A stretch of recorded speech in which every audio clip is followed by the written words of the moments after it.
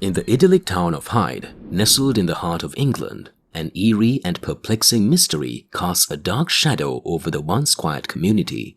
The unsettling events center around the enigmatic figure of Dr. Harold Shipman, a physician whose peculiar bedside manner and questionable practices would soon send shockwaves through the tranquil streets.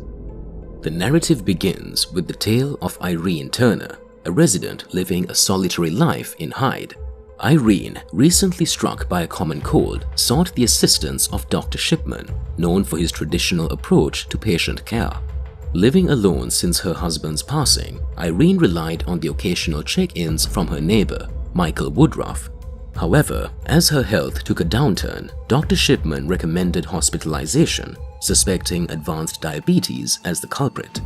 The shock unfolded when, upon Dr. Shipman's return to Irene's home, she was discovered lifeless in her bed.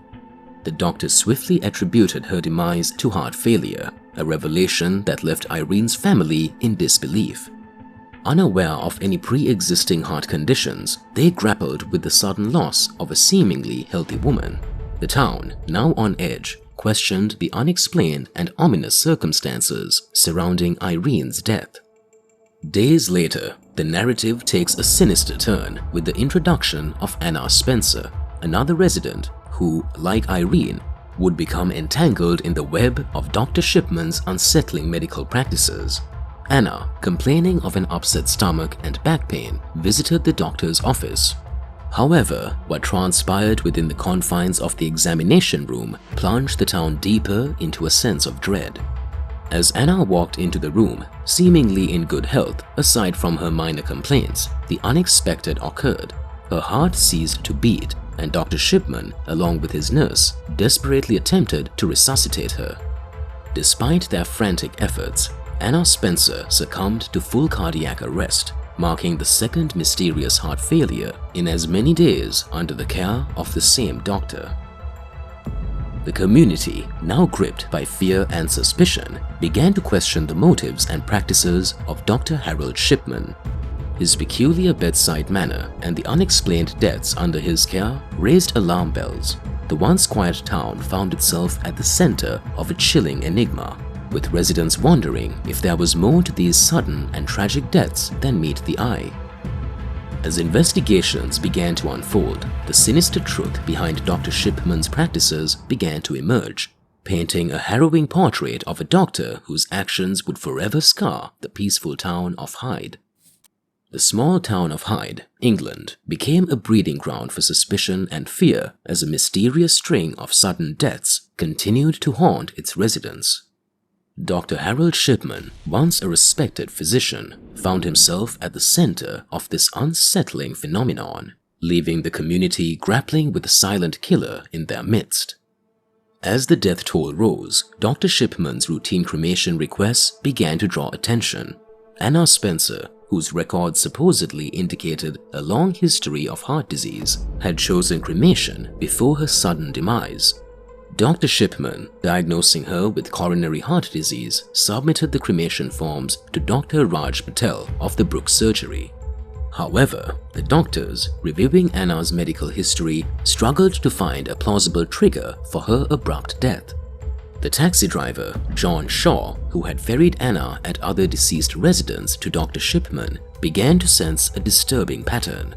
Concerned about the rising number of deaths among his clientele, he started keeping a list of names, addresses, and approximate dates of these mysterious fatalities. Shaw's growing unease triggered questions about the hidden illness or sinister force plaguing Hyde. While Dr. Shipman continued to attribute the deaths to seemingly natural causes, the undertaker, funeral directors, and doctors at Brooks Surgery were starting to connect the dots. Bodies were consistently found fully dressed, sitting comfortably in chairs without signs of trauma. These peculiar circumstances defied the typical presentation of heart attack victims, raising alarm bells among those handling the deceased. As the doctors at Brooks Surgery began to recall casual remarks about signing cremation forms for Dr. Shipman, a pattern emerged. The funeral directors realized that all the death certificates they co-signed were for patients under Dr. Shipman's care. The once respected physician who had practiced medicine for nearly 2 decades was now at the center of a growing storm of suspicion. The town, once praising Dr. Shipman for his care and compassion, now faced a chilling reality. Whispers of concern and dark humor, referring to him as Dr. Death, circulated among the community.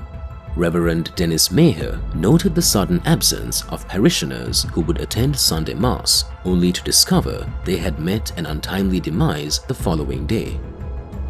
With a sense of foreboding hanging over Hyde, the residents were left questioning the motives behind the escalating deaths. Was Dr. Shipman truly the healer they believed him to be, or was there a malevolent force at play targeting the unsuspecting inhabitants of this once quiet town?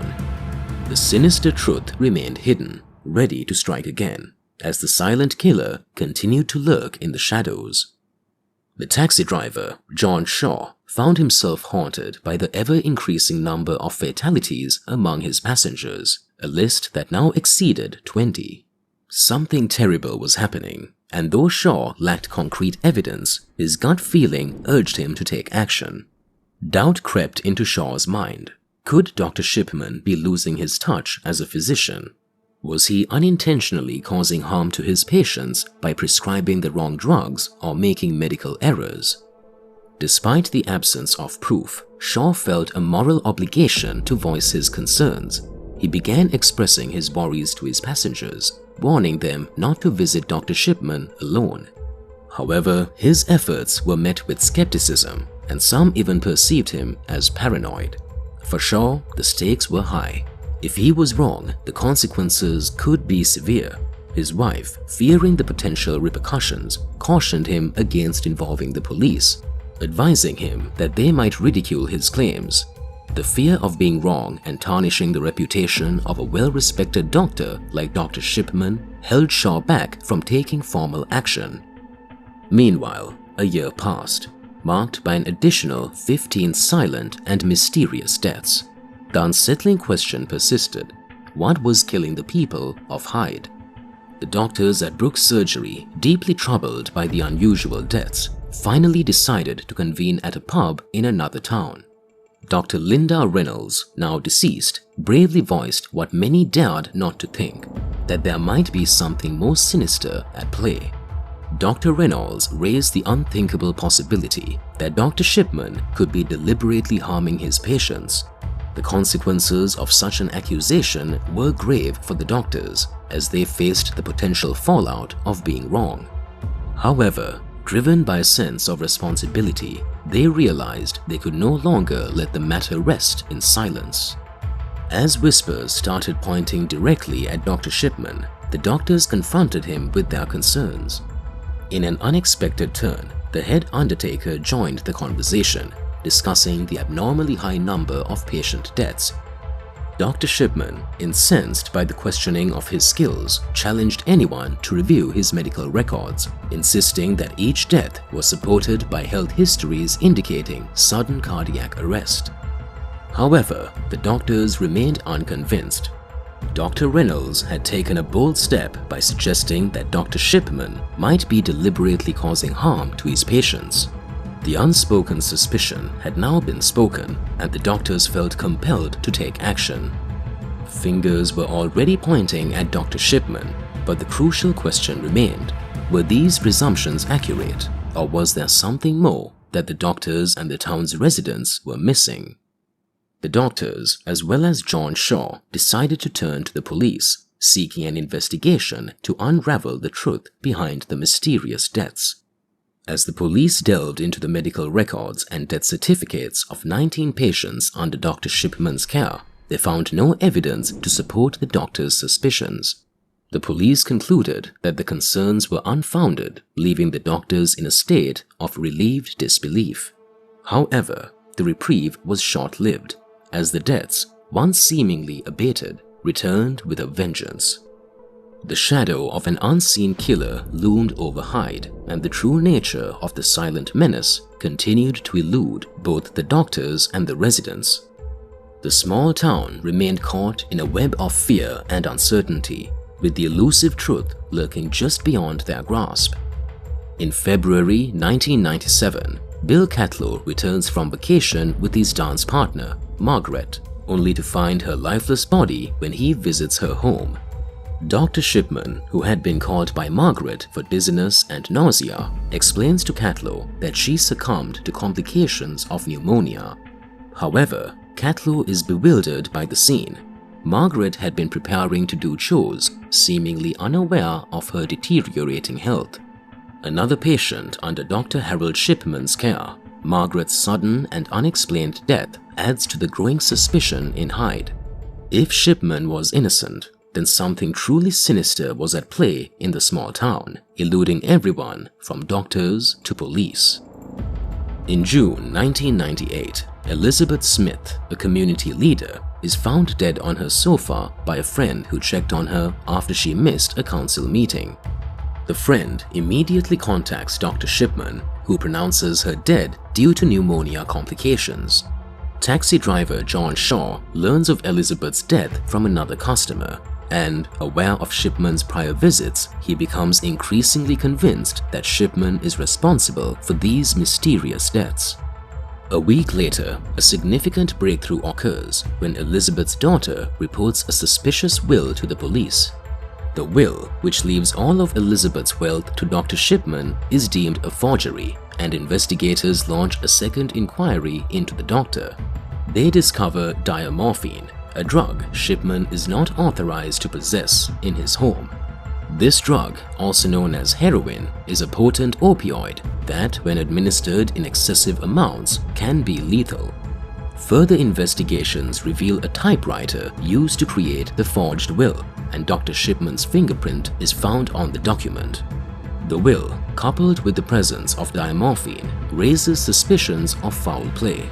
Police delve into Shipman's medical files, discovering that he falsified patient histories to cover his tracks. The revelation that Shipman used his patients' own records to divert suspicion is a chilling realization of his calculated actions. The investigation widens as police exhume bodies to perform autopsies on those not cremated. The pathologist, John Rutherford, discovers high levels of diamorphine in Elizabeth's system, confirming that she had been poisoned.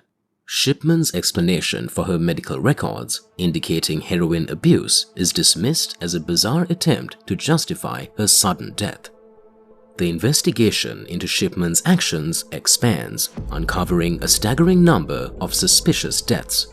Over 500 deaths are scrutinized, and a pattern emerges. Shipman was frequently present when patients died, and their deaths were often portrayed as peaceful, defying the norm. Investigators conclude that Shipman had systematically poisoned his patients. The final tally attributes 345 possible murders to Harold Shipman, making him the most prolific serial killer in the United Kingdom.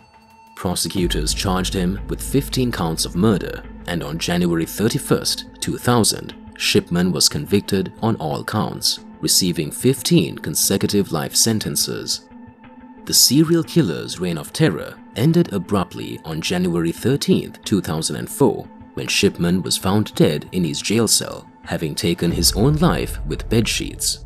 The town, scarred by the horrifying revelations, was left to grapple with the aftermath of a man who betrayed the very essence of his medical oath: to do no harm.